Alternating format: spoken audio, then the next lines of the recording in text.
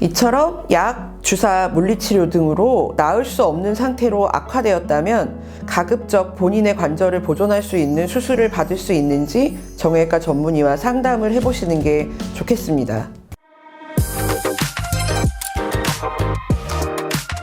지난 영상에서 무릎 통증을 유발하는 5가지 질환을 말씀드렸고, 5가지 질환은 반월상 연골판 파열, 무릎 인대 손상, 연골 유리체, 추벽 증후군, 퇴행성 관절염인데요. 4가지 질환은 제때 치료되지 못하면 퇴행성 관절염으로 진행된다고 알려드렸는데요.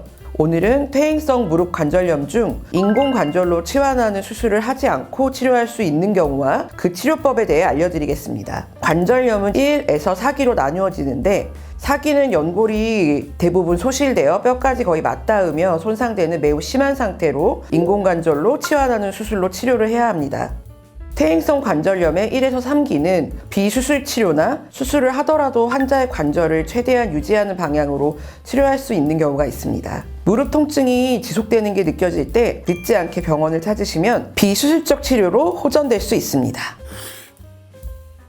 관절염 1기라면 염증과 통증을 가라앉히는 소염 진통제, 물리치료, 재활 운동과 관리를 병행하여 증상을 호전시킬 수 있습니다. 소염 진통제는 비스테로이드 계열로 큰 부작용은 없지만 기저질환이 있거나 다른 약물을 복용 중이시면 사전에 확인하여 조절하는 게 안전합니다. 그런데 약만 드신다고 치료가 되는 것은 아닙니다. 더 중요한 것은 증상의 재발을 억제하는 관리와 운동인데요. 약은 운동을 잘할 수 있게 통증을 완화시키고 염증을 깔아앉혀 주는 것입니다. 무릎 관절 주변 근육을 강화하고 혈류 흐름을 좋게 해주는 운동을 본인의 상태에 맞춰 해주시고, 무릎 관절에 무리가 되지 않도록 체중 관리, 자세 교정, 생활 습관 교정을 해주셔야 합니다. 통증이 조금 더 심해지는 관절염 2기는 엑스레이상에서 허벅지뼈와 정강이뼈 사이 간격이 조금 더 좁아진 것을 볼 수 있는데요. 무릎 관절뼈에 가시처럼 돋아나는 골극도 관찰될 만큼 관절의 퇴행성 변화가 좀 더 진행된 상태입니다. 이때는 관절강 내 주사 치료를 추가할 수도 있습니다. 통증과 염증을 빠르게 호전시키는 스테로이드 주사 또는 연골 주사로 불리는 히알루론산 주사가 대표적이고, 이외에 콘주란이나 프롤로 인대 강화 주사를 필요에 따라 적용할 수 있습니다. 주사 시술 후에도 재발을 억제하기 위한 운동과 관리 역시 중요합니다.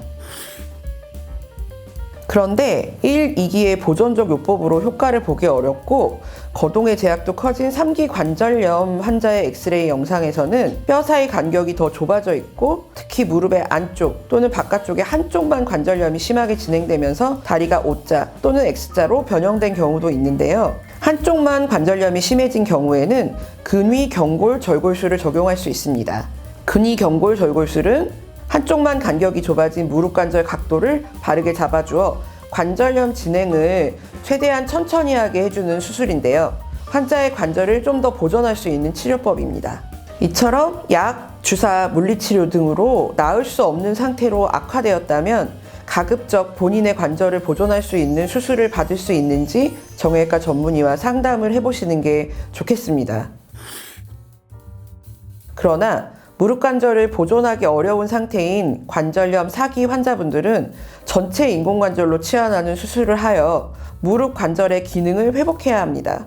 관절 보존 수술이 적용되기 어려운 관절염 말기라도 실망하지 마세요.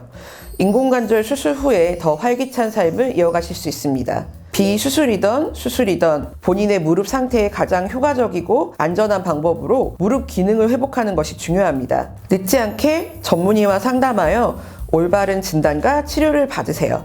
본인의 무릎 관절을 최대한 건강하게 보존할 수 있는 길입니다.